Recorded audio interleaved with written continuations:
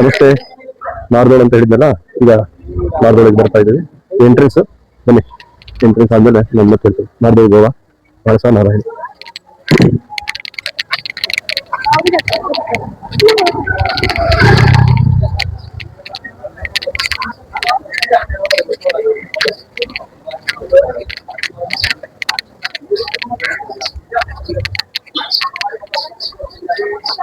ಇದು ಸಲಿಲ್ಲ. ಬರ್ಲಿ ಎಂಟ್ರಿ.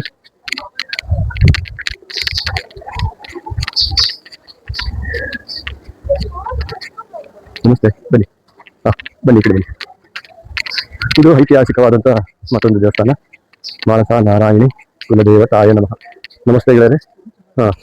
ಇದು ಹೇಳಿದಲ್ಲ, ಸುಮಾರು 500 ವರ್ಷಗಳ ಇತಿಹಾಸದ ದೇವಸ್ಥಾನ.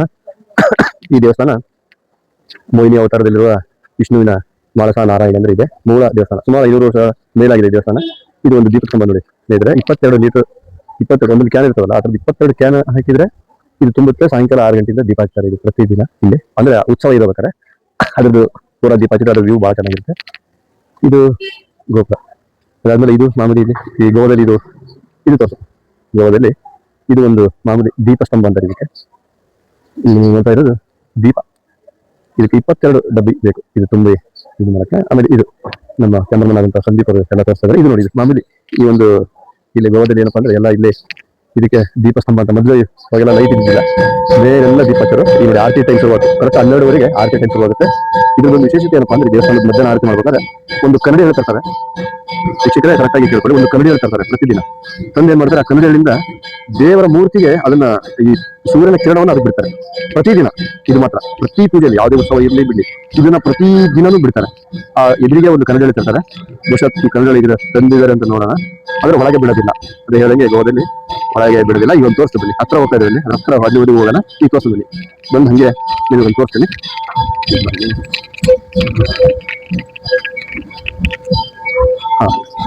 ಈ ದೇವಸ್ಥಾನ ಇದೆಯಲ್ಲ ಅಲ್ಲಿ, ಈ ದೇವಸ್ಥಾನದಿಂದ ಅದು ಮೂರ್ತಿ ಇರೋದಲ್ಲಿ ಒಳಗೆ ಅಲ್ಲಿಗೆ ಅವ್ರು ಏನ್ ಮಾಡ್ತಾರೆ ಅಂದ್ರೆ ಕರಡಿ ಬಿಟ್ಟು ಆ ಕಿರಣ, ಸೂರ್ಯನ ಕಿರಣವನ್ನ ಪ್ರತಿದಿನ ಈ ಕರೆಕ್ಟ್ 12ವರೆಗೆ ಸ್ಟಾರ್ಟ್ ಮಾಡ್ತಾರೆ ಕೆಲವೇ ನಿಮಿಷಗಳಲ್ಲಿ.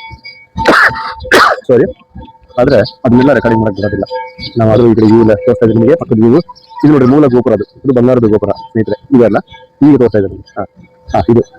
ಇದು ಮಾಡಿ ಸುಮಾರು ಇದು ಮಾಡಿ ಒಂದು 2015 ಅಂತ ಕಾಣುತ್ತೆ. ಅದು 10 ವರ್ಷ ಆಯ್ತು ಬರೀ ಗೋಪುರ. ಈ ದೇವಸ್ಥಾನ ಆಗಿ 500 ವರ್ಷದ ಮೇಲೆ ಅಂತ ಹೇಳಿದ್ನಲ್ಲ. 5 ವರ್ಷದ್ದು ಮೋಹಿನಿ ಅವತಾರದಲ್ಲಿ ಇದು ಅಮೃತವಲ್ಲ ಎಲ್ಲ ದೇವಾಲಯಗಳು ಬರುತ್ತೆ. ವಿಷ್ಣು ಮೋಹಿನಿ ಅವತಾರದಲ್ಲಿ ಬಂದು ಆ ಕಥೆಯಿಂದ ರಾಕ್ಷಸರು ಬಂದಿರ್ತಾರೆ. ರಾಕ್ಷಸರು ಅವರಿಗೆಲ್ಲ ಮದಿರವನ್ನ ಕುಡಿಸಿ, ಹಂಗಾಗಿ ಇಲ್ಲಿ ಗೋದಲ್ಲಿ ಕಾಜು ಜಾಸ್ತಿ ಬೆಳೆಯೋದು. ಯಥೇಚ್ಛವಾಗಿ ಇಲ್ಲಿ ಕಾಜು ಬೆಳೀತಾರೆ. ಮತ್ತೆ ಇನ್ನೊಂದೇನಪ್ಪ ಅಂದ್ರೆ ಇಲ್ಲಿ ನಿಮಗೆ ಆ ಒಂದು ದೃಶ್ಯವನ್ನು ಕೊಡ್ತಾ ಇದ್ದೀವಿ. ಇಲ್ಲಿ ನೋಡಿ, ಇನ್ನೊಂದು ಫಾರಿನರ್ಸ್ಗೆ ಇಲ್ಲಿ ಎಂಟ್ರೆನ್ಸ್ ಇಲ್ಲ ಸ್ನೇಹಿತರೆ.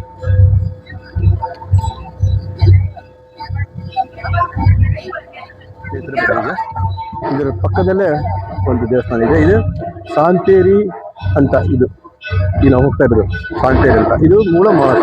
ಈಗ ನೋಡಿ, ನಿಮ್ಗೆ ಡಮರುಗ ಶಬ್ದ ಕೇಳ್ತಾ ಇದೆ. ಕರೆಕ್ಟ್ 12ವರೆಗೆ ಪೂಜೆ ಡಮರುಗ ಶಬ್ದ ಕೇಳುತ್ತೆ. ನಾವು ಒಂದು ರೌಂಡಿಗೆ ಬಂದಾಗ ಬಹುಶಃ ಅವ್ರು ಏನಾದ್ರು ನಾನು ಹೇಳಿದ್ನೋದು ಕನ್ನಡಿಯಿಂದ ನಿಮಗೆ ತೋರಿಸೋದು. ನಮಗೆ ಎಲ್ಲ ಒಳಗೆ ಅವಕಾಶ ಇಲ್ಲ ಸ್ನೇಹಿತರೆ, ಹಂಗೆ ಹೊರಗಿಂದಲೇ ತೋರಿಸ್ತಾ ಇದ್ದೀನಿ.